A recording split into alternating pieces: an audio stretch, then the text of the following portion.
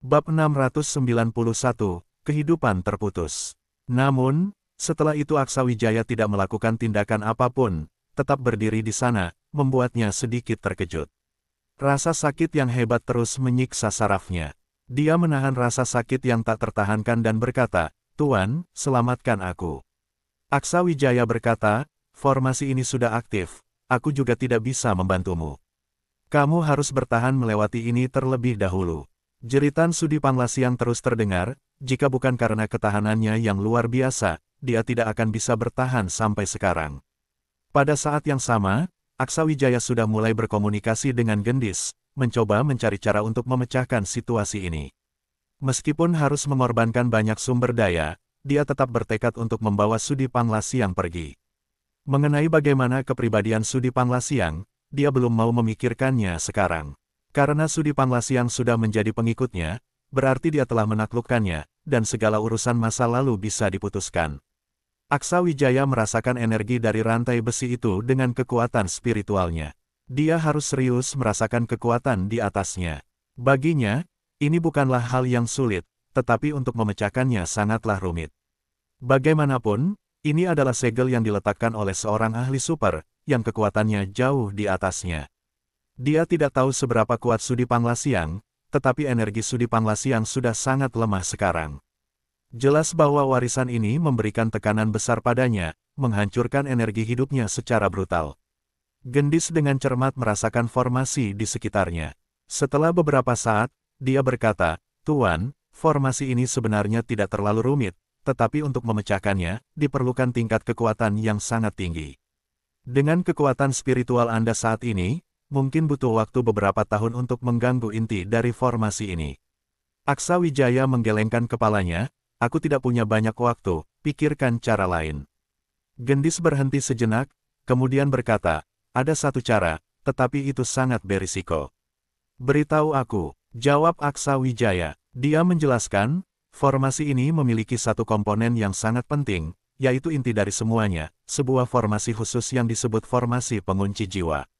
Ini menggunakan formasi untuk mengunci energi kehidupan seseorang, membuatnya tidak bisa melepaskan diri dari rantai. Selama dia masih hidup, dia akan terus terperangkap di sini.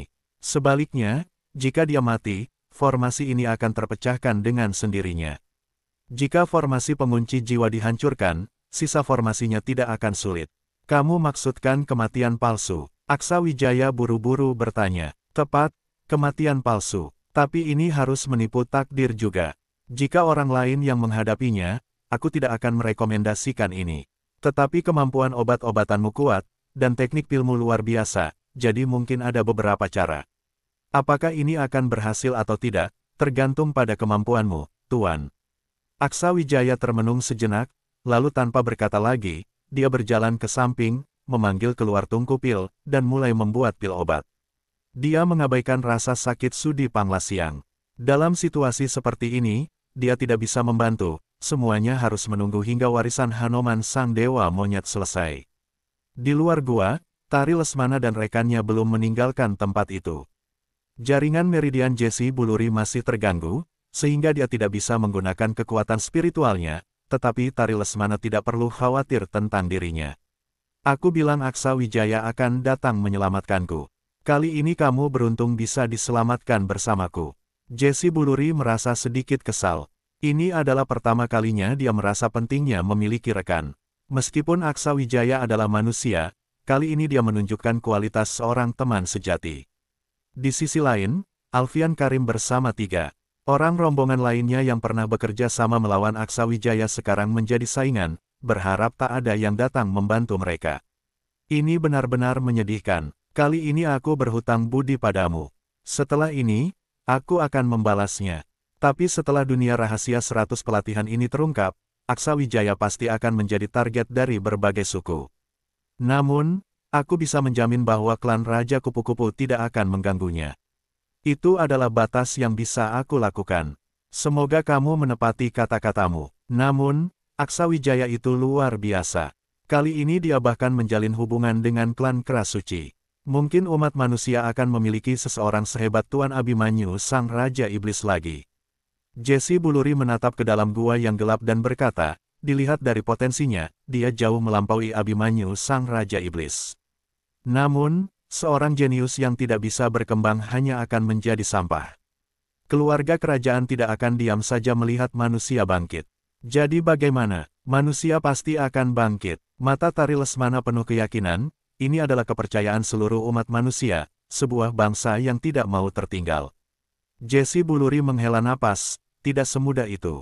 Jika tidak, Abimanyu sang Raja Iblis tidak akan bersedia mengabdi kepada keluarga kerajaan.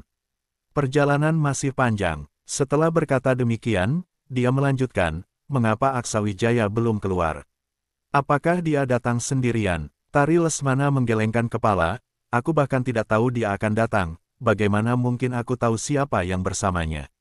Tetapi sebelumnya dia bersama Hanoman sang Dewa Monyet, mungkin mereka datang bersama. Jesse Buluri tidak berkata lagi. Dia masih ingat rencana orang-orang itu yang ingin menyergap Aksawijaya.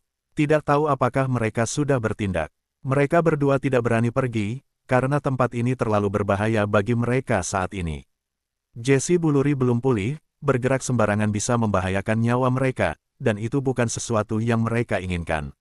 Warisan masih berlangsung, setelah Aksawijaya selesai membuat pil, dia baru menoleh ke arah Sudi Panglasiang. Sudi Panglasiang saat ini tidak lagi merintih, tubuhnya terkulai, napasnya sangat lemah, tetapi rantai itu masih dengan kuat menyerap kekuatan spiritualnya. Kecepatan serapannya membuat Aksawijaya sedikit terkejut. Prosesnya belum selesai. Jika terus seperti ini, dia tidak perlu mencari cara lain, karena Sudi Panglasiang akan segera mati.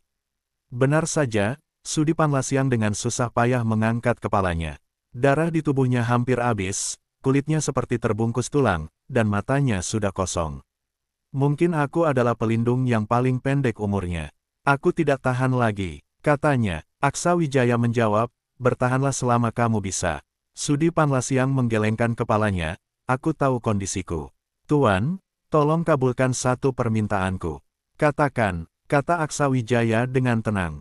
Saya telah mengurung total 47 pengamal spiritual di sini. Saya menghabiskan banyak kekuatan spiritual untuk mempertahankan kehidupan mereka, berharap Tuan Muda dapat membawa mereka keluar dari dunia rahasia 100 pelatihan. Aksawijaya tertegun sejenak, mengingat kembali para pengamal spiritual sebelumnya, lalu berkata, mereka sudah jatuh, seharusnya beristirahat dengan tenang di tanah, segera masuk ke dalam siklus reinkarnasi. Sudi Panglasiang menjawab lemah, bagaimana saya bisa tega membunuh mereka? Saya hanya menyegel mereka dengan cara khusus. Sekarang saya sudah tidak bisa hidup lagi, sudah saatnya saya mengembalikan kebebasan kepada mereka. Setelah mengucapkan itu, sebuah kekuatan spiritual khusus memancar dari tubuhnya. Tak lama kemudian, dinding di sampingnya mulai runtuh, dan sebuah segel kristal muncul di depan Aksawijaya. Setiap blok kristal di dalamnya menyegel sosok, berasal dari berbagai ras, dengan ekspresi wajah yang damai. Keluar semuanya, dengan suara rendah dari Sudi Panglasiang, para pengamal spiritual pun muncul, tatapan mereka tidak lagi dingin, melainkan sedikit bersemangat. Mereka berdiri hormat di samping, menunggu instruksi dari Sudi Panglasiang, tetapi mereka terus mencari tubuh fisik mereka dengan pandangan penuh harapan. Sudi Panglasiang berkata, yang paling lama menemaniku di sini selama 6.000 tahun. Saya menyegelmu agar penampilanmu tidak menua, begitu juga dengan para kekasih lainnya.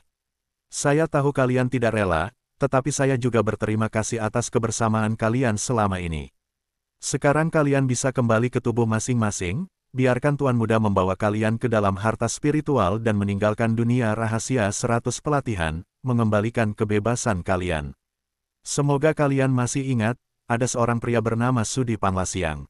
Hahaha, setelah itu, dia tertawa keras, seolah-olah mendapatkan kembali sedikit energi, sebuah kekuatan spiritual meledak, dan para pengamal spiritual seolah-olah melepaskan semacam belenggu, serentak berlutut di tanah.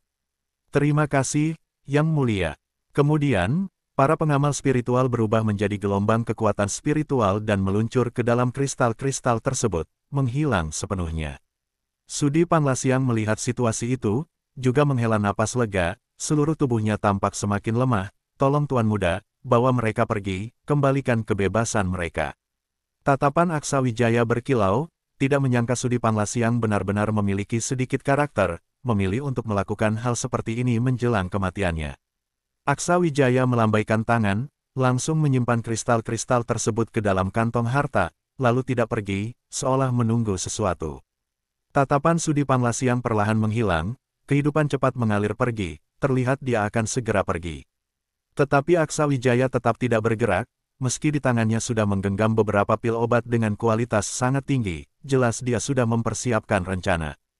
Karena warisan sudah berlangsung, menjelang akhir, Aksa Wijaya bertanya pada Gendis, setelah formasi pengunci roh ini dibongkar, berapa lama formasi lain perlu dibongkar? Gendis menjawab Aksa Wijaya, sekarang mulai menyamakan aura, paling lama 20 menit. Aksa Wijaya duduk bersila di tempat, fokus pada aura, memasukkan energi ke dalam rantai tersebut, dengan cermat merasakan keunikan kekuatan spiritual, di dalamnya kekuatan spiritual yang kuat terus beroperasi, didukung oleh kekuatan spiritual Aksa Wijaya, terus mencoba untuk menyatu. Saat warisan berakhir, cahaya pada rantai tiba-tiba menghilang, diikuti dengan penyebaran kekuatan spiritual, langsung putus dan berubah menjadi serpihan batu, berserakan di tanah. Sementara itu, aura Sudi Panglasiang sudah sepenuhnya menghilang, tubuhnya mulai hancur, tergeletak di tanah, dengan pakaian yang compang-camping. Aksa Wijaya sepenuhnya fokus, terus menyatukan kekuatan spiritual, Gendis dengan cepat menemukan pusat dari formasi yang tersisa, bekerja sama dengan kekuatan spiritual Aksa Wijaya untuk memaksa membongkar formasi yang tersisa. Dengan runtuhnya formasi terakhir, gua tiba-tiba mulai runtuh, batu besar jatuh terus-menerus. Aksa Wijaya segera maju, langsung memasukkan pil obat ke dalam mulut masing-masing dengan urutan yang tepat, lalu menggerakkan kekuatan teknik alkimia dewa untuk memperbaiki tubuh, kemudian menyimpannya ke dalam harta spiritual, meminta si tujuh kecil untuk mengawasi mereka. Dia kemudian cepat kembali dengan jalan yang sama, tidak ingin dirinya tertinggal di sini. Gua mulai runtuh, Tari Lesmana dan yang lainnya juga terkejut, jelas tidak menyangka hal seperti ini akan terjadi. Tari Lesmana merasa khawatir, ingin berlari masuk untuk membantu Aksa Wijaya, tetapi ditahan oleh Jesi Buluri. Jangan pergi dan bunuh diri, dia jauh lebih kuat darimu, jika kamu pergi malah akan menjadi beban. Bahkan jika dia terjebak di dalam, dia tidak akan mati dalam waktu dekat, kita masih bisa memikirkan cara nanti.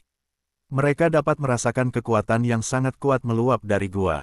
Tak lama kemudian, sebuah sosok cepat muncul di mulut gua, tetapi bukan Aksa Wijaya. Melihat orang tersebut, keduanya menunduk, Jesi Buluri bahkan tampak sedikit tegang. Yang mulia, sosok pertama yang muncul adalah Hanoman Sang Dewa Monyet. Melihatnya, Hanoman Sang Dewa Monyet juga terkejut, kenapa kamu ada di sini? Belum menunggu Jesi Buluri menjawab, dia melihat sekeliling dan cepat bertanya, di mana Aksa saudaraku? Tari Lesmana menjawab, dia belum keluar. Hanoman Sang Dewa Monyet menutup matanya, merasakan dengan seksama, jelas dia sedang mencoba merasakan posisi Aksa Wijaya saat ini, tetapi segera dia membuka matanya, tampak lega. Gua masih terus runtuh, mulut gua sudah tertutup setengah. Hanoman Sang Dewa Monyet melihat mulut gua dengan senyum, jelas merasa senang. Bab 692, Klan Obat Spiritual. Dengan cepat, sosok lain melesat keluar dari gua, terlihat agak berantakan, tetapi tidak terluka, itu adalah Aksa Wijaya. Setelah dia berdiri tegak, gua di belakangnya tertutup batu besar. Dia menghela napas, lalu menghapus debu di tubuhnya. Saudara Hanoman, bagaimana hasilnya? Hanoman Sang Dewa Monyet tersenyum dan berkata, sangat baik. Sekarang dalam pertarungan, kau pasti bukan tandinganku. Setelah itu, seberkas energi spiritual yang aneh memancar dari tubuhnya, menyebar di sekelilingnya, dan meningkatkan kekuatannya. Aksa Wijaya agak terkejut, setelah mencapai kekuatan seperti Hanoman Sang Dewa Monyet, dia masih belum mencapai batasnya, sepertinya dia harus terus berusaha. Tari Lesmana segera bertanya, apa kau baik-baik saja? Aku baik-baik saja, namun, meski dia mengatakannya, hatinya merasa khawatir. Setelah semua yang terjadi, keadaan Sudi Panglasiang tidak optimis. Masalah yang paling mendesak sekarang adalah segera meninggalkan lembah 100 ujian ini, dan kemudian Hanoman Sang Dewa Monyet dan yang lainnya segera mengucapkan selamat tinggal pada tempat yang banyak kenangan tersebut. Aksa Wijaya ingin segera memasuki harta spiritual Gua Langit, dan segera memberi perawatan kepada Sudi Panglasiang. Dia sudah mengambil langkah untuk merespons, dengan cara Aksa Wijaya, menghidupkan kembali tidaklah mustahil, namun masih harus menyesuaikan dengan keadaan. Hanoman Sang Dewa Monyet melanjutkan, tak kusangka perjalanan ini begitu lancar. Mencari kekayaan di tengah bahaya memang tidak salah. Namun tanpa kemampuanmu untuk menghancurkan formasi, kita pasti akan lebih kesulitan. Meskipun perjalanan ini terlihat lancar, semua itu berkat kemampuan luar biasa Aksawijaya dalam menghancurkan formasi. Jika bukan karena kekuatan menghancurkannya, ketika formasi berantai ini diaktifkan bersamaan, tingkat bahayanya akan meningkat beberapa kali lipat. Ini juga merupakan bahaya yang disebutkan Hanoman Sang Dewa Monyet sebelumnya. Jesse Buluri berdiri di samping tanpa berkata-kata, merasa canggung. Setelah semua, tidak lama yang lalu mereka berada dalam posisi saling berlawanan. Dia bahkan telah berdiskusi dengan Alfian Karim tentang cara menghadapi Aksawijaya, dan telah menyerang Aksawijaya 2 kali, bahkan menggunakan botol ilahi untuk menjebak Aksawijaya, sehingga tampak ada banyak dendam. Saat ini, kekuatan spiritualnya tidak bisa digerakkan, seolah-olah dia menjadi seorang yang tidak berguna. Hanoman Sang Dewa Monyet bertanya, kau belum menjawab pertanyaanku, mengapa kau juga bisa muncul di sini? Di mana Alfian Karim dan yang lainnya? Jesse Buluri merasa canggung, aku dibawa ke sini oleh seberkas energi spiritual merah.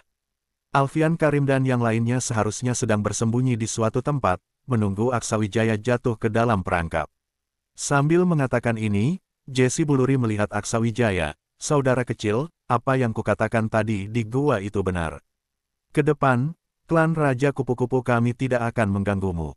Dendam sebelumnya sudah sepatutnya dilupakan bersama, kita bisa dianggap tidak berperang tanpa saling mengenal. Aksawijaya mengangguk, tidak banyak bicara, tetapi energi spiritual di tangannya langsung menyelimuti Jesse Buluri, membantu dia mengatasi masalah urutan meridian, sehingga energinya bisa digerakkan kembali, dan semuanya kembali normal. Kemampuan Aksawijaya ini membuat Jesse Buluri terkejut. Dia bahkan tidak merasakan perubahan fisik, dan Aksawijaya sudah menyelesaikan masalahnya. Apakah masih ada yang masih perlu dicari di lembah 100 ujian ini? Jika tidak, mari kita pergi dari sini. Hanoman Sang Dewa Monyet mengangguk, tidak pernah mendengar ada warisan di sini, tetapi tempat ini juga bisa dianggap sebagai tanah penuh harta, di dalamnya terdapat banyak bahan langka.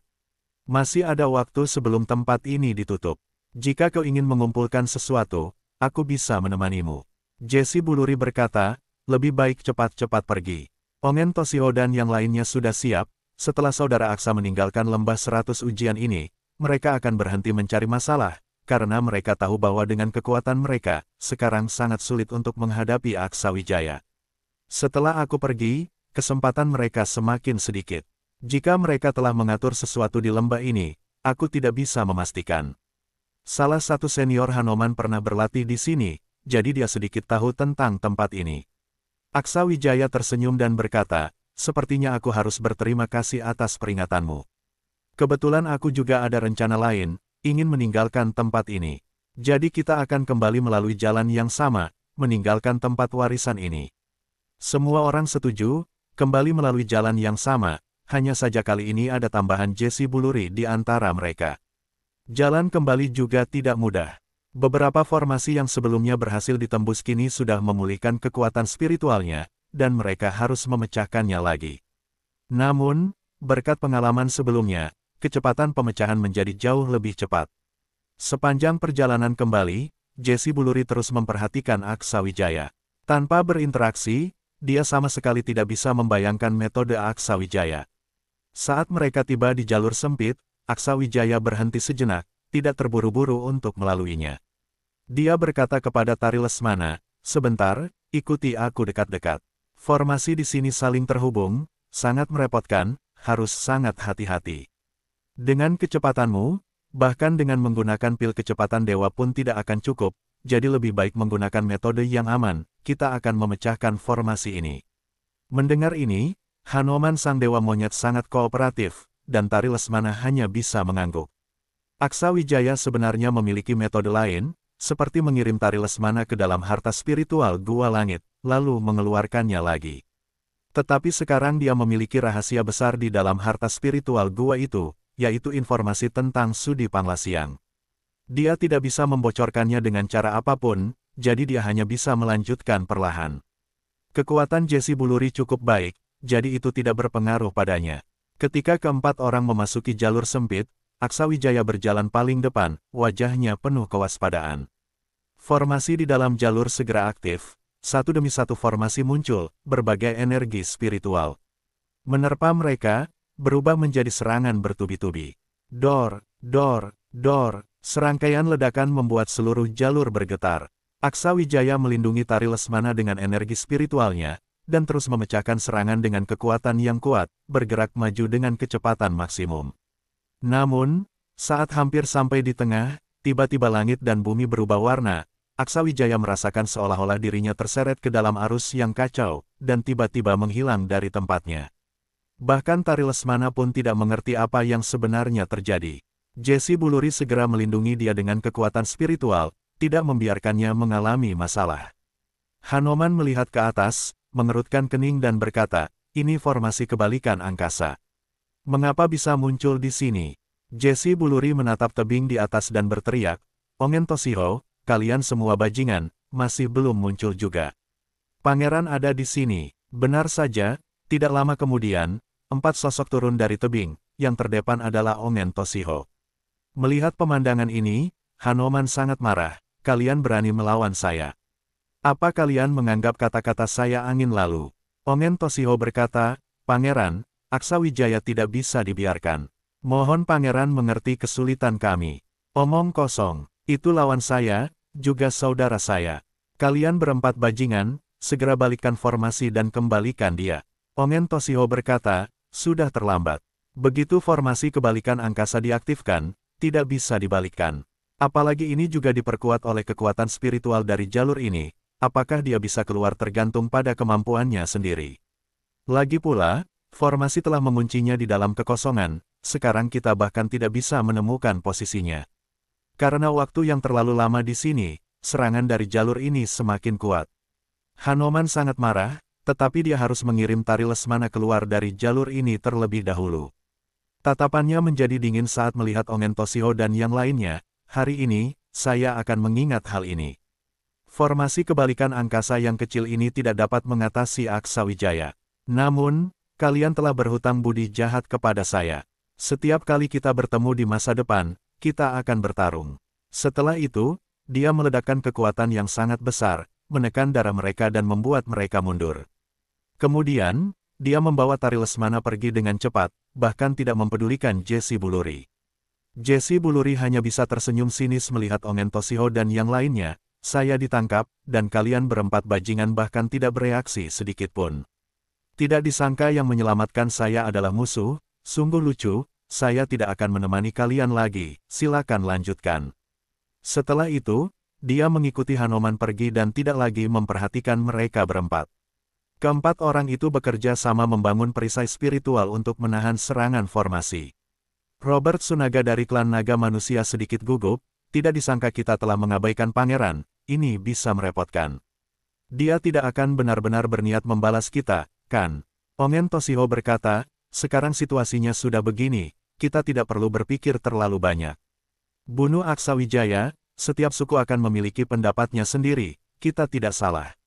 Namun, Aksa Wijaya berpikir bisa merobohkan formasi kebalikan angkasa dan melarikan diri, itu sama sekali tidak mungkin. Ayo kita pergi. Keempat orang itu kemudian pergi, dan semuanya kembali normal di sini, hanya Aksa Wijaya yang hilang. Tari Lesmana saat ini sangat cemas, segera bertanya kepada Hanoman, Aksa Wijaya tidak apa-apa, kan?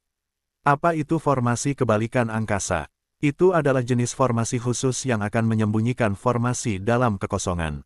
Namun yang terkuat adalah kekuatan spiritual dari formasi itu yang terus-menerus. Tidak, mungkin merobohkan formasi ini dengan kekuatan kasar. Dengan kata lain, tempat itu lebih mirip dengan tempat penyegelan. Tari Lesmana melotot, tempat penyegelan. Apa yang akan terjadi pada Aksa Wijaya? Apakah kita tidak perlu memikirkan cara? Jesse Buluri yang datang mengejar berkata, jika ada cara, pangeran pasti sudah bertindak. Bahkan yang 4 orang yang menyusun formasi itu sekarang mungkin tidak bisa membawa Aksa Wijaya keluar. Apakah dia bisa keluar atau tidak, tergantung pada kemampuannya sendiri. Daripada khawatir tentang dia, lebih baik kamu khawatir tentang dirimu sendiri. Tanpa perlindungan Aksa Wijaya, kamu sulit sampai di akhir di tempat rahasia ini. Tari Lesmana tertegun sejenak, Jesse Buluri benar. Tanpa Aksa Wijaya, dia sangat sulit untuk sampai akhir. Setelah beberapa kali pertempuran, dia sangat sadar akan perbedaan antara dirinya dan para jenius tersebut, itu adalah jurang yang tidak bisa dilalui. Dia harus merencanakan lebih awal. Tari Lesmana dan Hanoman tidak mungkin membawa dia di samping mereka tidak memiliki kewajiban itu. Hanoman berkata, meskipun saya bisa menjamin kamu, saya tidak bisa mengontrol setiap suku. Saya juga tidak bisa selalu menjaga kamu. Setelah keluar dari lembah 100 ujian, kamu harus lebih berhati-hati. Tari Lesmana ingin berharap Hanoman membantu Aksawijaya, tetapi tidak menyangka Hanoman akan memilih cara ini. Dia tidak mengerti bahwa Hanoman saat ini juga tidak berdaya. Meskipun kekuatannya cukup baik, tidak semua hal bisa dilakukan. Namun, dia lebih percaya diri pada Aksawijaya dibanding Hanoman. Dia sangat tahu kemampuan Aksawijaya, dan ada peluang besar dia bisa keluar dari formasi kebalikan angkasa, dia hanya perlu menunggu kabar darinya. Setelah beberapa putaran, Aksawijaya akhirnya mengendalikan tubuhnya dan mengambang di udara. Di sini tidak ada apa-apa, semuanya kelabu, bahkan tidak ada tanah di bawahnya, seolah berada di dalam kehampaan. Gendis berkata, Tuan, ini seharusnya adalah formasi kebalikan angkasa, yaitu formasi penyegelan. Tampaknya kamu sudah terperangkap lagi. Apakah bisa dipecahkan? Gendis tersenyum dan berkata, tentu saja, tidak lama lagi saya bisa memecahkan formasi ini. Aksawijaya mengangguk, bagus, jika demikian saya akan masuk ke dalam harta spiritual Gua Langit dan memeriksanya, biarkan pemecahan formasi menjadi urusanmu. Sosok Gendis muncul di samping Aksawijaya, dia mengangguk, tidak masalah, Tuan silakan saja. Saya bisa mengatasinya. Setelah itu, Aksawijaya menghilang ke dalam harta spiritual Gua Langit. Mengirimnya ke dalam formasi ini, justru memberinya kesempatan, memberinya waktu untuk menyelamatkan orang. Dia harus menyelamatkan Sudi Panglasiang, ini sangat penting bagi seorang apoteker. Bab 693, Penyangga. Begitu sosoknya muncul, beberapa anak kecil langsung menghampiri. Tuanku, selamatkan dia, selamatkan dia. Aksawijaya sedikit terkejut. Ia tahu bahwa klan obat spiritual memiliki ikatan alami dengan obat-obatan, tetapi tidak menyangka efeknya bisa begitu kuat. Anak-anak itu tampak cemas, jelas khawatir sekali. Aksawijaya mendekati Sudi Panglasiang yang terkulai di tanah, tetap tidak bereaksi. Suasana hening, jika bukan karena Aksawijaya memberikan pil secepat mungkin untuk melindungi nadinya dan tubuhnya, mungkin ia sudah tidak berdaya. Tangan Aksawijaya bergetar, dan sekantong jarum muncul di tangannya. Energi spiritual berkumpul, puluhan jarum perak terbang keluar, dan segera menusuk tubuh Sudi Panglasiang. Aksawijaya menggunakan teknik pohon dewa, berdasarkan napas kehidupan, terus-menerus membanjiri tubuhnya dengan kekuatan kehidupan yang murni agar ia bisa pulih semaksimal mungkin. Beberapa jenis pil muncul satu persatu di tangan Aksa Wijaya, diubah menjadi teknik obat dan kemudian disuntikkan ke dalam tubuh Sudi Panglasiang melalui jarum perak. Ada seberkas kekuatan obat yang murni menjaga altar jiwanya saat ia terjatuh, membuat kesadarannya tetap dalam keadaan tertidur dan tidak menghilang. Beberapa anak kecil duduk di sekelilingnya, cemas mengamati situasi tersebut, jelas penuh harapan terhadap Aksawijaya. Aksawijaya berkonsentrasi penuh, beberapa jenis obat spiritual berkualitas tinggi telah ia gunakan. Jika ada waktu yang cukup, ia pasti ingin meramu beberapa dosis obat, sehingga efeknya akan lebih baik. Namun, sekarang ia tidak punya banyak waktu, ia benar-benar sedang berlomba melawan waktu. Selama 2 hari penuh, Aksawijaya mencoba berbagai cara, tetapi sayangnya kekuatan obatnya selalu kurang sedikit. Beberapa anak kecil berteriak ingin menggunakan darah mereka untuk mencoba. Mereka semua adalah tumbuhan obat spiritual yang telah berubah wujud, dengan kualitas yang sangat tinggi, tetapi sifat obat mereka tidak cocok. Akhirnya, Aksawijaya memfokuskan pandangannya pada sehelai rumput emas, yaitu rumput penghubung langit. Setelah memasuki dunia besar, rumput penghubung langit terjatuh ke dalam tidur panjang dan belum pernah bangkit. Kemampuannya sangat kuat, dan efek obatnya luar biasa. Jika menggunakan getah spiritualnya sebagai tambahan, mungkin akan ada efek luar biasa. Namun, karena ia terjebak dalam tidur, Aksawijaya enggan merusaknya, karena sedikit kesalahan dapat mempengaruhi pertumbuhannya dan evolusinya. Saat ia terus memikirkan cara lain, sebuah sinar emas muncul dari atas rumput penghubung langit, dan segera banyak aura muncul. Rumput penghubung langit bahkan menjatuhkan sehelai daun, yang didorong oleh kekuatan spiritual emas ke arah Aksawijaya. Aksawijaya tertegun sejenak. Pemikiran ini jelas tidak bisa lebih jelas. Ia jelas ingin membantu Sudi Panglasiang dan bahkan secara otomatis menyumbangkan daunnya. Aksawijaya pun tidak membuang waktu, langsung menggunakan kekuatan dan api luar biasa untuk memurnikan daun itu. Aura besar meledak dan segera mengalirkan kekuatan obat yang murni ke dalam tubuh Sudi Panglasiang. Kekuatan obat emas itu dipicu oleh Aksawijaya, masuk ke dalam semua meridian Sudi Panglasiang, lalu terus bergerak dan berkumpul di posisi jantung, sepenuhnya berkumpul. Duk, duk, suara detak jantung muncul, Aksawijaya sangat senang. Teknik pohon dewa berputar lebih cepat, kekuatan kehidupan yang besar menstabilkan, membuat napas Sudi Panglasiang perlahan mulai pulih, napasnya menjadi sangat berbeda. Kehidupan perlahan-lahan pulih, berkat nutrisi dari napas alami Aksawijaya, tubuh Sudi Panglasiang yang kering mulai mendapatkan kembali beberapa kekuatan, meridiannya secara perlahan terisi energi spiritual, dan napasnya perlahan muncul, berputar secara otomatis. Tarikan nafas. Sudi Panglasiang tiba-tiba menarik napas, kemudian matanya membesar, penuh dengan kebingungan. Aksawijaya baru merasa lega, akhirnya usahanya tidak sia-sia. Anak-anak di sampingnya berteriak senang, jelas sangat gembira. Sudi Panglasiang menggerakkan matanya, menatap Aksawijaya, matanya terlihat tak percaya, tetapi kemudian fokus, perlahan mulai sadar. Aku belum mati. Aksawijaya berkata, aku bilang akan membawamu pergi, pasti akan membawamu pergi. Kamu istirahat yang baik, meskipun kamu telah dihidupkan kembali, seluruh tubuhmu mengalami luka parah. Dengan usahaku, aku berhasil menyelamatkan kekuatanmu, tetapi tanpa waktu pemulihan 10 tahun atau 8 tahun, tidak mungkin kamu bisa pulih. Kamu sebaiknya tinggal di kebun obat ini untuk pemulihan, aku juga tidak ingin kamu terlalu cepat muncul di dunia besar. Sudi Panglasiang baru menyadari, ia hanya bisa menggerakkan matanya, bahkan tidak bisa berbicara. Ia menyampaikan melalui telepati kepada Aksawijaya, terima kasih atas kebaikan Tuan Muda yang telah memberi kehidupan kembali. Aku Sudi Panglasiang pasti akan mengingat janji dan sepenuh hati melindungi jalan. Aksawijaya mengangguk, tenang berkata, lupakan masa lalu, jangan ulangi kesalahan, kebun obat ini cocok untukmu berlatih dan mengasah diri. Sudi Panglasiang menjawab, mengerti. Aksawijaya tidak berbicara lebih banyak, meninggalkan beberapa pil untuk anak-anak itu, agar Sudi Panglasiang mengonsumsinya tepat waktu. Ia adalah Raja Obat, selama Sudi Panglasiang bisa dihidupkan kembali, pemulihan lainnya tidak akan menjadi masalah, beberapa tahun ke depan ia pasti akan muncul kembali. Ia kembali ke dalam formasi kosong terbalik, kini ia sudah tidak ragu lagi. Gendis telah menemukan cara untuk memecahkan formasi, meskipun tertunda beberapa hari, tetapi sudah banyak hal yang berhasil ia selesaikan. Memecahkan formasi kosong terbalik tidak ada gunanya mengandalkan kekuatan kasar, tetapi Gendis memiliki cara unik untuk memecahkan formasi, khususnya untuk jenis formasi ini. Oleh karena itu, Aksawijaya tidak menghabiskan banyak tenaga, ia dengan mudah memecahkan formasi dan kembali ke lorong sempit itu. Aksawijaya tidak membuang waktu, ia segera keluar dari lorong, kembali ke jalan semula, berniat untuk meninggalkan lembah 100 ujian ini terlebih dahulu.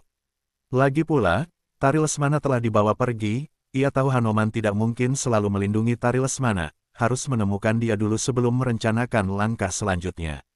Beberapa hari yang lalu, Hanoman membawa Tari Lesmana keluar dari lembah 100 ujian, saat itu menarik perhatian banyak orang. Orang-orang tidak menyangka, jenius kerajaan ini akan membawa seorang manusia keluar. Peristiwa sebelumnya sudah menyebar luas, banyak praktisi dari berbagai ras melihat keluarga kekaisaran membawa 2 manusia masuk ke dalam lembah 100 ujian. Sebagian orang berspekulasi bahwa anggota keluarga kekaisaran tersebut memilih tindakan itu untuk mengkhianati Aksawijaya. Banyak praktisi menunggu di sini, ingin melihat hasilnya. Kini dia hanya membawa Tari Lesmana yang terlihat sangat cemas, jelas mengonfirmasi dugaan mereka sebelumnya. Namun, Hanoman tidak mengatakan apa-apa dan langsung membawa Tari Lesmana pergi. Tak lama kemudian, beberapa jenius istimewa dari keluarga raja mulai muncul, membuat para praktisi semakin terkejut.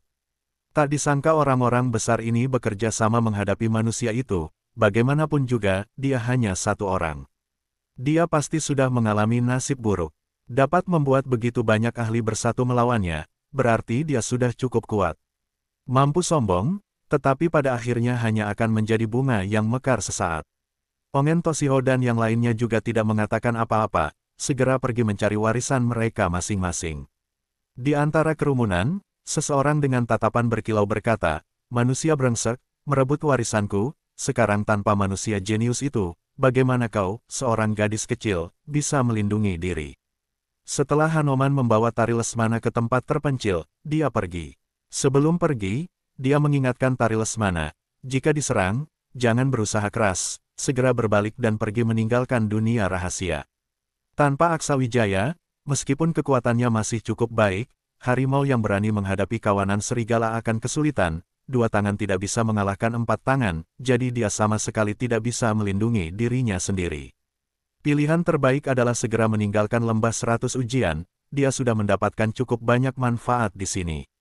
Setelah Hanoman pergi, Tari Lesmana tidak segera mengambil keputusan. Dia masih khawatir tentang Aksawijaya, tanpa menyadari bahwa jejaknya sudah terungkap. Musuhnya di dalam lembah 100 ujian tidak kalah banyak dibandingkan dengan Aksawijaya. Dia dan Aksawijaya sudah merebut banyak warisan, yang membuat praktisi dari berbagai ras sangat membenci mereka. Inilah alasan Hanoman menyarankan agar dia meninggalkan tempat itu. Beberapa hari pertama terasa tenang, dia tidak meninggalkan hutan, ingin menunggu sejenak untuk melihat apakah ada informasi tentang Aksawijaya, kemudian mempertimbangkan langkah selanjutnya. Namun, pada malam itu, suara langkah kaki tiba-tiba terdengar di dalam hutan. Yang paling menakutkan adalah langkah kaki itu datang dari segala arah, jumlahnya jauh lebih banyak dari yang dia duga. Dan lebih lagi, dia tidak menyangka ingin menerobos dari satu arah, namun sudah terlambat. Dia dengan cepat mencapai puncak pohon, memanfaatkan cahaya bulan untuk melihat ke jauh, dan dapat melihat banyak praktisi dari berbagai ras berkumpul ke arahnya dengan cepat, termasuk banyak ahli. "Tari Lesmana, kau tidak perlu bersembunyi lagi. Kematian Aksawijaya adalah saat perhitungan untukmu, hari ini kau tidak bisa keluar dari sini." Tari Lesmana melihat musuh semakin dekat, tanpa berpikir panjang langsung mengonsumsi pil kecepatan dewa, cepat-cepat menuju puncak pohon, melaju dengan sangat cepat, seolah-olah berubah menjadi bayangan hitam di malam hari. Namun, keberadaannya tetap terdeteksi. Di atas puncak pohon, jangan biarkan dia kabur. Setelah mengonsumsi pil kecepatan dewa, Tari Lesmana melaju dengan sangat cepat, mereka yang ingin mengejarnya tidak memiliki kesempatan. Dia menarik jarak semakin jauh, tetapi semakin jauh, dia semakin terkejut, karena ternyata banyak ahli berada di dalam hutan ini, yang jelas-jelas datang untuk mengepungnya. Ini adalah pertama kalinya dia merasa terjebak, tanpa jalan keluar. Meskipun efek pil kecepatan dewa masih ada, jika keadaan berlanjut seperti ini, kemungkinan tidak lama lagi dia akan tertangkap, dan saat itu akan benar-benar merepotkan. Suara di dalam hutan terus berlanjut, posisinya terus terungkap, dan lingkaran kepungan semakin menyempit, tidak ada jalan untuk melarikan diri. Dia merasa putus asa, dan permata roh Aksawijaya tidak menunjukkan reaksi, jelas menunjukkan bahwa dia belum meninggalkan lembah 100 ujian. Selain Aksawijaya, tidak ada satupun bantuan di seluruh tempat rahasia ini. Dia memegang pil pemecah batas, berpikir apakah sebaiknya melakukan sesuatu yang besar dan menarik beberapa orang untuk ikut serta. Belum sempat dia mempertimbangkan lebih jauh, beberapa jenius raja dengan kekuatan setara sudah menerjang ke arahnya, suasana langsung menekan. Tari Lesmana tidak ragu lagi, pil pemecah batas segera dia konsumsi, dan dalam sekejap, dia seperti dewi yang turun ke dunia, melepaskan kekuatan yang sangat besar. Ini pasti malam yang luar biasa. Meskipun pil pemecah batas hanya bisa bertahan beberapa menit, bagi Tari Lesmana, itu mengeluarkan kekuatan tempur yang luar biasa. Di pintu masuk rahasia, bayangan-bayangan muncul, semuanya terluka parah, berasal dari berbagai ras. Dalam waktu singkat, lebih dari 20 jenius klan raja dikirim keluar dari dunia rahasia. Tidak lama setelah itu, sosok anggun muncul di depan semua orang, yaitu Tari Lesmana. Namun, aura yang ada pada dirinya membuat orang terkejut, jelas bukan aura yang dimiliki oleh seseorang di level kematian. Bagaimana mungkin? Bagaimana dia bisa menembus di dalam lembah 100 ujian? Aturan di sana tidak boleh dilanggar, apakah gadis manusia ini memiliki kekuatan untuk menembus aturan? Namun, Tari Lesmana tiba-tiba terbang ke arah Master Sandiko dan yang lainnya, dia sudah merasakan efek obat yang akan segera hilang. Aksawijaya sudah lebih dari sekali memperingatkannya tentang beratnya efek samping. Setelah tiba di samping Master Sandiko, dia langsung menghilang di hadapan Master Sandiko, jelas saja dia telah dimasukkan ke dalam harta spiritual oleh Master Sandiko. Karena dia sudah mendapatkan pesan dari Tari Lesmana. Wajah senior Aldi Gajayan terlihat serius, Aksawijaya belum juga muncul, dan tidak tahu bagaimana keadaan di dalam rahasia. Bab 694, Pembersihan. Tuan Sandiko memperhatikan dengan cermat kondisi Tari Lesmana saat ini. Dia sudah pingsan, napasnya lemah, tetapi tubuh dan energi tidak terlalu terpengaruh. Tidak masalah, sepertinya dia telah diserang secara bersamaan. Aku tidak tahu bagaimana keadaan Aksawijaya sekarang, mengapa hanya Tari Lesmana yang keluar. Sayangnya, tidak ada yang bisa menjawab mereka. Para ahli dari klan kerajaan juga ingin tahu apa yang sebenarnya terjadi. Seorang murid dari klan kerajaan yang telah dibersihkan oleh Tari Lesmana menjelaskan situasinya, yang kembali membuat orang terkejut. Hanoman Sang Dewa Monyet membawa orang-orang manusia ke dalam bahaya, bergabung dengan 5 jenius klan kerajaan untuk menyerang Aksawijaya. Berita ini membuat suasana menjadi hening, senior Aldi Gajayan tidak bisa menahan diri untuk berdiri, ingin bertanya lebih lanjut. Tuan Sandiko berkata dengan tenang, tenanglah, tunggu dengan sabar. Setelah Tari Lesmana bangun, kita akan tahu apa yang terjadi. Senior Aldi Gajayan menahan kemarahan, kemudian duduk kembali, menutup matanya untuk beristirahat, jelas mengikuti kata-kata Tuan Sandiko. Awalnya, klan kerajaan sangat marah karena kehilangan banyak jenius. Tetapi setelah mendengar berita ini, para ahli itu terkejut, wajah mereka menunjukkan senyuman. Tindakan klan kekaisaran memang berbeda, langsung menyingkirkan musuh besar mereka. Haha, jenius manusia itu bagaimana? Meskipun berbakat, akhirnya tetap sama. Bahkan tidak ada kesempatan untuk menghancurkan simbol spiritual, tampaknya tidak ada yang istimewa. Dari kerumunan, seorang pemuda dari klan kerajaan berkata dengan cemberut, mengapa manusia itu ikut masuk ke dalam bahaya bersama klan kekaisaran? Apakah dia tidak tahu itu adalah klan kekaisaran? Pernyataan ini jelas menarik perhatian semua orang. Meskipun Aksawijaya sangat angkuh, seharusnya dia tidak mempercayai kata-kata klan kekaisaran, mengapa dia ikut pergi ke tempat berbahaya. Hal ini benar-benar membingungkan mereka. Namun, mereka yakin Aksawijaya telah jatuh, bahkan beberapa ahli mengejek senior Aldi Gajayan dan yang lainnya. Apakah kalian berdua masih belum pergi? Dunia rahasia 100 pelatihan telah berakhir bagi kalian manusia. Meskipun prosesnya berbeda dari sebelumnya, hasilnya tidak banyak berubah.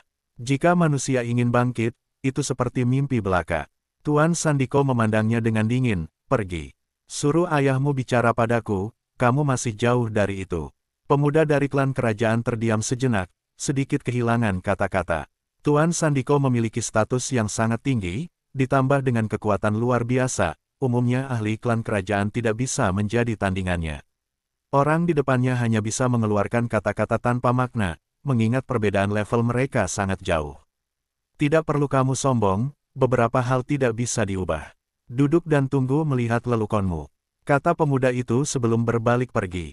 Seminggu kemudian, sosok yang bergetar muncul di pintu masuk.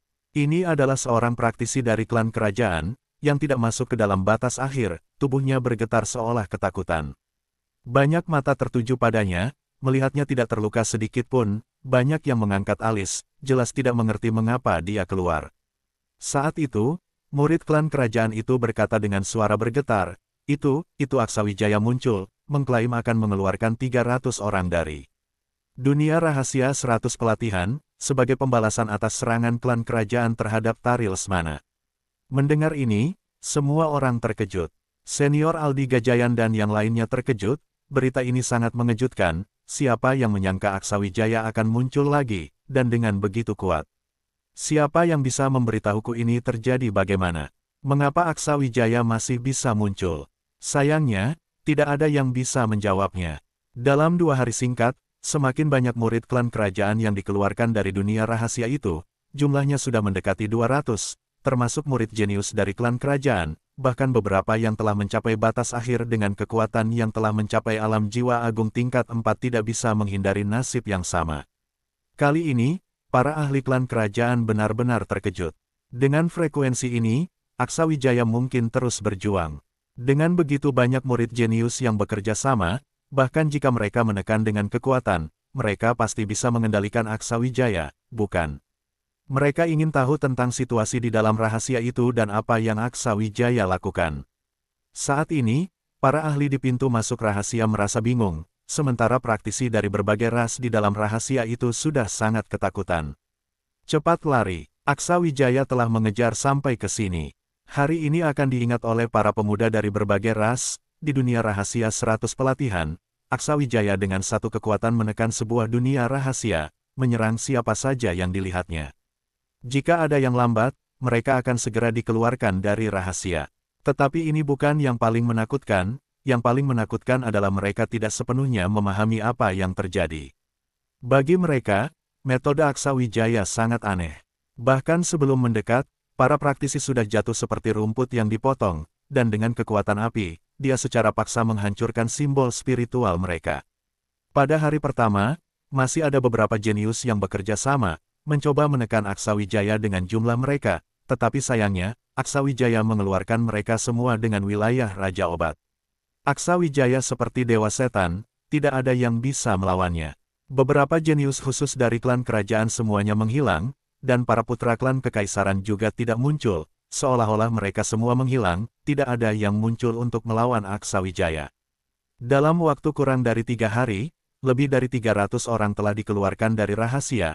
Ketika Aksa Wijaya bertarung sampai akhir, dia sudah tidak banyak tenaga lagi, napasnya terengah-engah, jelas mengalami pengeluaran besar-besaran.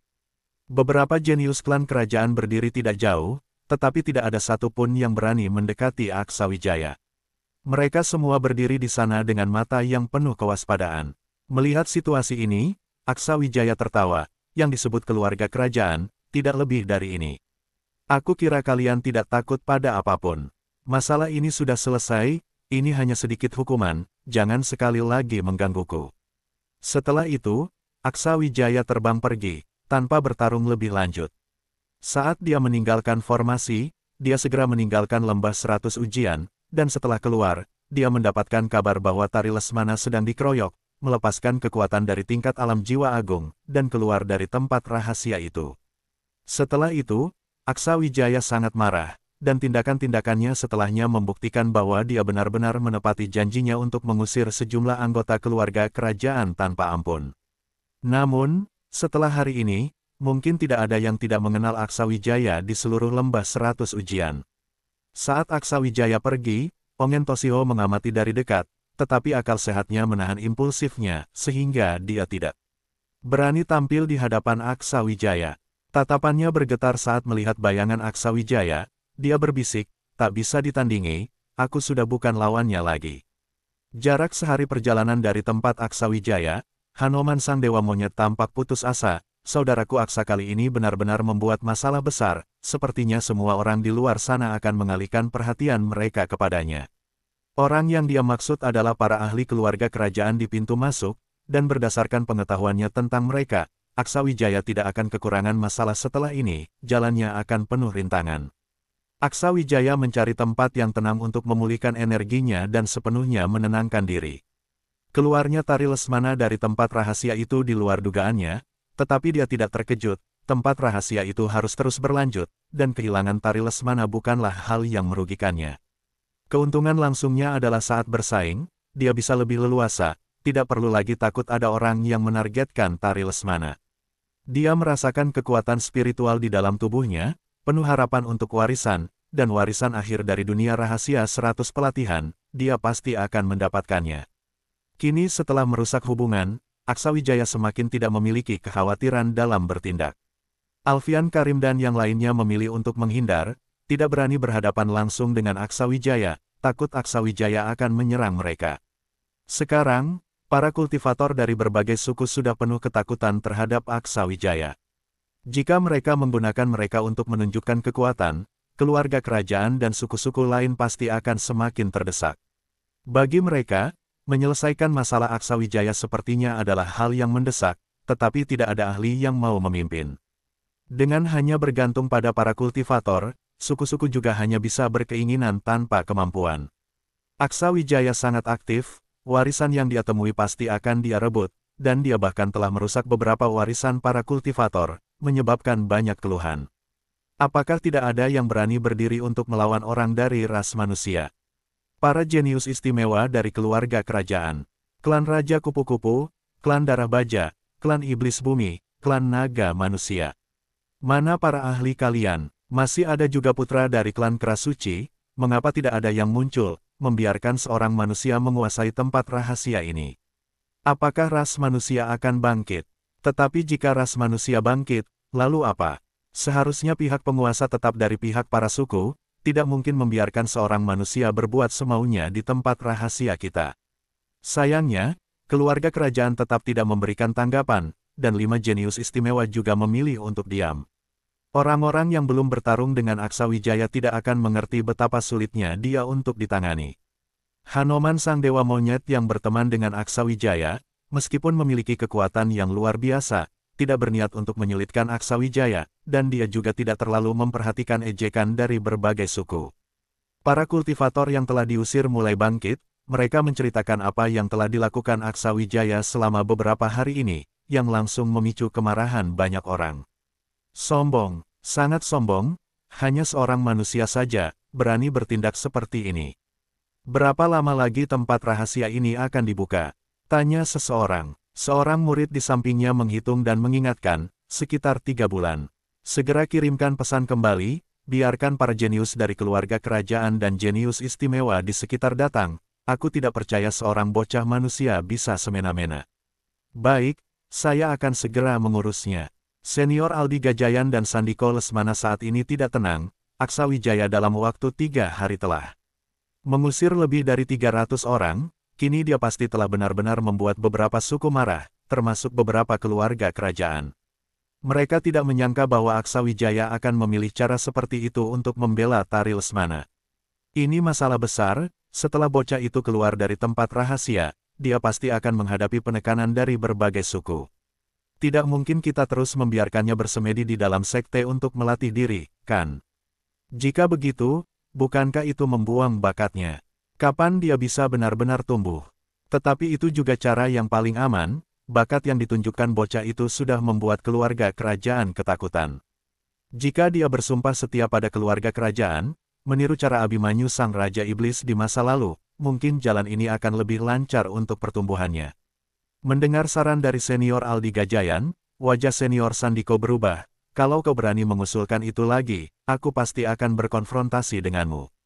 Kini posisi ras manusia sudah berbeda dari masa lalu, bagaimanapun juga, Aksawijaya tidak boleh bersumpah setia pada keluarga kerajaan. Senior Aldi Gajayan berkata, jika begitu, hanya ada satu cara, Anda yang mengatur, cari seorang ahli untuk melindungi Aksawijaya. Jaringan Anda luas, pasti ada beberapa cara. Aku juga ingin mencari seseorang, tetapi sayangnya mereka semua adalah para ahli dari keluarga kerajaan. Aksawijaya kali ini telah membuat banyak orang marah, mencari para ahli dari keluarga kerajaan tidak ada gunanya. Setidaknya kita perlu para ahli dari keluarga kekaisaran, atau ahli khusus. Senior Aldi Gajayan mengingatkan senior Sandiko, Abimanyu sang Raja Iblis adalah pilihan terbaik. Selama senior Sandiko kau menurunkan sedikit harga dirimu, Abimanyu sang Raja Iblis pasti akan setuju. Senior Sandiko terdiam, tidak tahu sedang memikirkan apa, tetapi jelas dia masih merasa kesulitan. Senior Aldi Gajayan melanjutkan, para jenius dari keluarga kerajaan dan keluarga kekaisaran di daerah sekitar, jika bergantung pada formasi, mereka akan segera tiba, dan mereka akan langsung berpartisipasi dalam perebutan warisan terakhir. Bab 695, Kebangkitan Gelombang. Aksawijaya kali ini bisa berbahaya, banyak lawan selevel, tidak tahu apakah dia mampu bertahan. Senior Sandiko berkata, sejak mereka, Alfian Karim dan yang lainnya tidak bisa menghadapinya, maka berapa banyak pun yang datang tidak akan ada perubahan yang signifikan. Bocah itu akan terus berkembang dalam waktu ini, mari kita tunggu saja. Di dalam dunia rahasia, Aksawijaya menerobos dengan berani, sendirian, tanpa rasa takut. Masih ada 3 bulan sebelum warisan akhir dibuka, Aksawijaya telah mencapai area di mana warisan akhir biasanya dibuka. Setelah memastikan lokasi, Aksawijaya terus mengumpulkan obat spiritual menuju arah timur. Setiap kali ada waktu, Aksawijaya akan memasuki tempat suci untuk memeriksa kondisi Sudi Panlasiang. Setelah beberapa hari perawatan, Aksawijaya sudah bisa berbicara. Berkat nafas alami dan obat yang memperbaiki tubuhnya, Tubuhnya sudah pulih ke kondisi normal, tidak lagi kempis, dan penampilannya juga kembali seperti semula, sangat tampan dengan aura yang luar biasa. Kini dia sudah bisa berbicara, tetapi belum bisa bangkit. Wajahmu terlihat baik. Aksa Wijaya tersenyum. Sudi Panlasiang berkata, Tuan muda, jangan bercanda, saya sudah mati sekali, bisa selamat sudah merupakan keajaiban, kapan bisa pulih, itu tergantung takdir. Aksa Wijaya menjawab, takdir. Tidak mungkin, dengan cara saya, kesembuhanmu hanya masalah waktu. Kalau tidak, kan itu merusak namaku sebagai Raja Obat. Sudi Panlasiang sedikit bingung, tidak mengerti mengapa pemuda di depannya memiliki keterampilan medis dan alkimia yang begitu tinggi. Nafas alami ini bahkan membuatnya merasakan kekuatan afinitas, itu adalah kekuatan bawaan. Sebagai anggota klan obat spiritual, ia memiliki kepekaan yang sangat jelas terhadap kekuatan spiritual semacam ini. Tuan muda benar-benar mengejutkan hamba, di usia muda sudah memiliki pencapaian seperti ini dalam bidang alkimia. Saya rasa, mungkin masih di atas saya. Saya juga sedikit mengerti tentang alkimia, pasti bisa membantu di masa depan. Aksa Wijaya mengangguk, kau hanya perlu menjaga taman obat ini dengan baik. Di dunia yang luas ini, berapa banyak musuh yang kau miliki? Mendengar pertanyaan ini, Sudi Panlasiang terdiam sejenak, lalu wajahnya sedikit canggung, banyak. Ketika berbicara, tiba-tiba dia teringat sesuatu. Tuan muda, apakah para roh wanita saya sudah dikirim? Jika belum, biarkan mereka tinggal di sini untuk membantu saya, bersama-sama mengelola taman obat Tuan muda, ruang di sini sangat besar, pasti bisa menampung. Aksa Wijaya sudah tahu maksudnya. Dia langsung berkata, lebih baik kau lupakan pikiran itu, mulai hari ini, kau harus menahan diri, fokus hanya pada taman obat. Meskipun lukamu sudah sembuh, tetap akan ada potensi masalah. Dalam 1000 tahun ke depan, jauhkan dirimu dari wanita, kalau tidak akan sangat merepotkan. Sudi Panlasiang jelas sedikit tidak percaya, menahan diri. Apa hubungannya dengan luka? Saya bilang ada hubungannya, ya ada. Setelah para wanita itu meninggalkan tempat rahasia, saya akan membebaskan mereka, jadi tidak perlu kau pikirkan. Sudi Panlasiang segera berkata, Tuan muda, jangan bersikap begitu padaku. Aksa Wijaya malas menanggapi, karena sudah menyimpan Sudi Panlasiang di sisinya, harus ada beberapa aturan. Setelah meninggalkan tempat rahasia, Aksa Wijaya melanjutkan mengumpulkan obat, jika bertemu warisan, dia akan memaksanya untuk mendapatkan, tidak ada yang bisa menghentikannya. Para murid dari berbagai klan melihat Aksa Wijaya seperti tikus melihat kucing, segera menjauh, tidak berani mendekat. Mereka takut Aksa Wijaya akan marah lagi dan memaksa mereka keluar dari tempat rahasia, itu akan merugikan mereka. Mereka tidak berniat memberi Aksa Wijaya kesempatan seperti itu. Sementara itu, Aksa Wijaya juga tidak punya waktu untuk menghadapi para praktisi itu, dia hanya ingin mendapatkan keuntungan sebanyak mungkin di dalam tempat rahasia yang penuh tantangan ini, untuk memulai perjalanan besarnya di dunia yang luas dengan sempurna. Setiap warisan memperkuat Laut Qi dan Meridian Aksa Wijaya, seiring waktu, sudah membuat kekuatan tempurnya jauh lebih besar dibandingkan saat pertama kali memasuki tempat rahasia, dan terus meningkat. Dia bisa merasakan bahwa tingkatnya sudah mulai goyang, jika mendapatkan warisan akhir, dia percaya bisa melangkah ke tahap alam jiwa agung, saat itu dia akan membuka jalan baru. Aksa Wijaya memaksakan diri menerobos, memasuki sebuah tempat rahasia, kualitas warisan ini cukup baik, belum ada yang mengganggu. Aksa Wijaya langsung melewati ujian dan menerima warisan. Warisan itu berlangsung selama 10 hari penuh, sebelum Aksa Wijaya keluar dari tempat warisan dan kembali ke dunia rahasia. Namun, dia segera menerima kabar bahwa seseorang mengancam akan membunuhnya.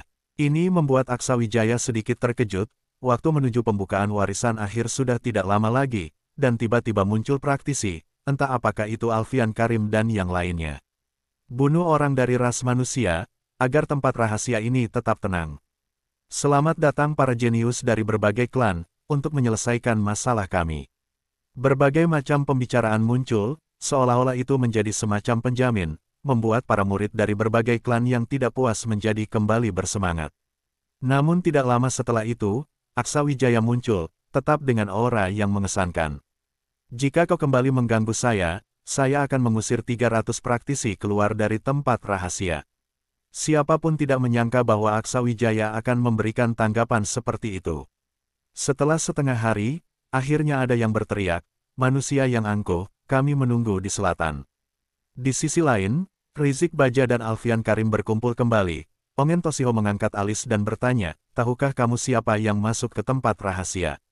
Seharusnya bukan Hanoman yang ingin membunuh Aksawijaya, orang lain tidak memiliki kekuatan seperti itu.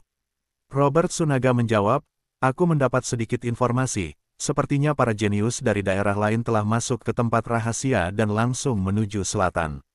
Nampaknya para ahli di luar sana kali ini telah marah. Ongen Toshio tersenyum dingin, daerah lain. Kami berempat saja tidak bisa menghadapinya, bahkan formasi inversi saja tidak bisa menjebaknya. Hanya dengan beberapa sampah itu, mereka ingin mengatasi Aksawijaya. Betul-betul tidak tahu diri. Alfian Karim yang paling polos berkata, apakah kita harus pergi untuk mendukung? Kita bisa bekerja sama dengan mereka, dengan jumlah yang lebih banyak, Aksawijaya pasti tidak bisa melawan kita. Ongen Toshio merasa sedikit frustrasi, orang-orang di depannya sudah berselisih hingga hampir menjadi musuh. Jenius dari daerah lain sama sekali adalah musuh mereka juga, dan dia tidak setuju untuk bekerja sama dengan mereka. Namun, setelah memikirkan Aksawijaya, dia merasa harus menghilangkan manusia ini, jika tidak, dia pasti akan menimbulkan masalah di masa depan. Rizik Baja mengusulkan, mencari mereka untuk berkolaborasi terasa sedikit memalukan, seolah-olah kita tidak bisa mengatasi Aksawijaya. Menurutku kita sebaiknya pergi ke selatan, toh warisan terakhir juga akan segera dibuka. Kita tidak perlu membantu sekarang, cukup untuk melihat pertunjukan. Jika mereka bukan lawan, pasti mereka akan meminta bantuan kepada kita, dan saat itu kita bisa turun tangan, hasilnya akan sangat berbeda. 3 orang lainnya merasa ini adalah solusi terbaik. Akhirnya, keempatnya berangkat ke selatan untuk mengamati situasi. Jesse Buluri kali ini tidak bergabung dengan mereka. Setelah mendengar berita, sudut bibirnya terangkat saat melihat ke arah selatan. Saudara manusia, sekarang kau benar-benar telah menarik kemarahan banyak orang. Apakah kau bisa bangkit? Tergantung apakah kau bisa bertahan kali ini. Aku juga ingin melihat-lihat. Tentu saja, dia tidak akan turun tangan, hanya ingin menonton. Bukan hanya dia, Hanoman juga memiliki pemikiran serupa, namun jika Aksawijaya tidak bisa mengatasi situasi, dia tidak keberatan untuk membantu Aksawijaya, karena dia telah merasakan aura yang familiar, itu adalah musuh bebuyutannya. Di selatan, Aksawijaya duduk bersila, meningkatkan kondisinya ke titik tertinggi, dia tahu bahwa pertempuran sengit akan segera terjadi dan harus siap. Sebuah tim kecil terdiri dari 4 orang telah bersama sejak memasuki tempat rahasia, namun tim ini tampak bersatu tetapi sebenarnya tidak. Begitu kita bertemu manusia itu, kalian semua jangan turun tangan, aku bisa menyelesaikannya sendiri. Sebaiknya aku yang melakukannya, dengan kekuatanmu yang seperti itu, aku khawatir kau akan kalah dan membuat kita di wilayah Asura kehilangan muka. Praktisi dari wilayah keras suci ini benar-benar semakin lemah, sampai-sampai tertekan oleh satu manusia hingga harus meminta bantuan. Setelah ini, aku ingin tahu bagaimana Ongen Toshio bisa punya muka untuk terus angkuh di depan kita. Pria yang memimpin memiliki tubuh kekar dan sangat kuat, jelas seorang ahli dalam bela diri. Jangan remehkan manusia itu, aku tahu jelas kekuatan Ongen Toshio, dia bahkan bukan tandingannya, kekuatan manusia itu pasti tidak lemah. Orang lain yang terlihat cerdas dengan janggut kambing mengusulkan, menurutku, kita seharusnya menunggu di sini sebentar untuk pangeran, berkolaborasi dengan pangeran, kita bisa dengan mudah membunuh manusia itu. Ingat tugas kita, bukan untuk mengalahkan manusia itu, tetapi untuk membunuhnya agar tidak ada masalah di kemudian hari. Jika membunuh seorang praktisi manusia saja harus meminta bantuan pangeran, maka kita tidak punya muka untuk bergaul lagi. Tidak peduli seberapa kuat dia, kita harus menemukannya terlebih dahulu. Mungkin sendirian tidak bisa menyelesaikannya, tapi jika kita berempat bekerja sama, bahkan jika dia memiliki 3 kepala 6 lengan, itu tidak akan berguna, pasti dia akan jatuh di sini. Keempat orang ini berasal dari wilayah Asura, yang diberi nama berdasarkan keluarga kerajaan terkuat di wilayah tersebut. Banyak praktisi juga sedang menuju ke selatan, karena warisan terakhir akan segera dibuka, banyak manfaat yang akan terus tersedia, jadi praktisi pun berbondong-bondong ke sana. Dan kali ini mereka juga ingin melihat pertunjukan, mereka tentu tidak akan melewatkan kesempatan ini, banyak praktisi ingin melihat Aksawijaya dikalahkan, jadi mereka segera berangkat ke sini. Aksawijaya tidak sengaja menyembunyikan jejaknya, sehingga dengan cepat keberadaannya menyebar, Banyak orang yang ingin melihat peristiwa besar ini, jelas ingin agar para ahli menyelesaikan Aksawijaya sebelum warisan terakhir dibuka. Hanoman terbang dengan tenang di udara, terus bergerak menuju arah Aksawijaya. Manusia Aksawijaya, cepat datang dan mati. Suara itu menggema di selatan, seperti guntur, mengguncang jiwa. Aksawijaya membuka matanya, lalu mendengar suara gendis, "Tuan, apakah kita harus menyiapkan formasi besar untuk menjebak mereka?" Dia merasakan posisi beberapa aura itu, menggelengkan kepala perlahan, sudah terlambat, lagi pula mereka tidak akan bodoh untuk terjebak sendiri. Saat kita bertarung nanti, siapkan formasi larangan udara, jangan biarkan satu pun yang bisa melarikan diri. Gendis mengangguk, formasi larangan udara bukan masalah, tetapi jika disiapkan terburu-buru, tidak bisa menekan jimat spiritual itu, mereka masih bisa melarikan diri menggunakan jimat spiritual tersebut. Aksawijaya tersenyum, kecuali dalam keadaan darurat, aku tidak berniat untuk membunuh mereka. Para jenius itu adalah harta dari keluarga kerajaan, jika benar-benar membunuh mereka, keluarga kerajaan pasti tidak akan membiarkanku pergi. Aku tidak ingin baru saja tiba di dunia besar ini sudah terjebak dalam konflik yang tidak ada habisnya. Gendis tidak berkata lagi, menggerakkan tas ajaib yang diberikan Aksawijaya, bersiap-siap pergi. Sementara itu, Aksawijaya mencari tempat yang luas, berdiri di tempat itu, sudut bibirnya terangkat, menjawab dengan cara yang sama. "Menunggu kalian untuk mati." Suara ini langsung terdengar, dengan kekuatan yang mengesankan, membuat para jenius itu marah, tidak menyangka Aksawijaya bisa seangkuh itu di depan mereka.